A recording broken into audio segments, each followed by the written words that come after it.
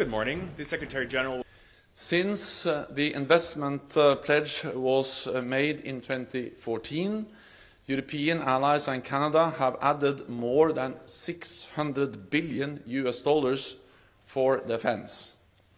Last year, we saw an unprecedented rise of 11% across European allies and Canada. This year, I expect 18 allies to spend 2% of their GDP on defense. That is another record number, and a six-fold increase from 2014, when only 3 allies met the target.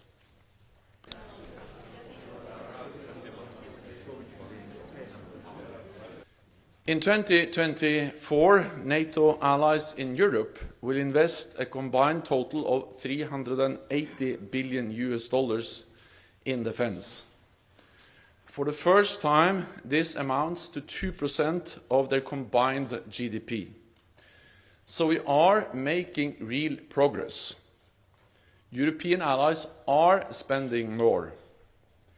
However, some allies still have a way to go, because we agreed at the Vilnius summit that all allies should invest 2%, and that 2% is a minimum.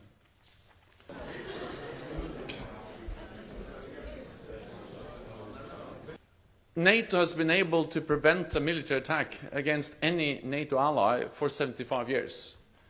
And we have done that because it has been absolutely clearly communicated from all NATO allies at any time that we are there to protect all allies.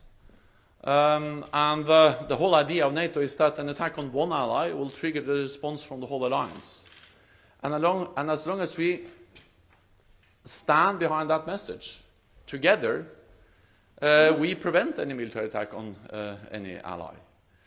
So the purpose of NATO is to prevent war, is to preserve peace, is to prevent an attack on NATO allies, and we have done so successfully for decades because our deterrence is credible.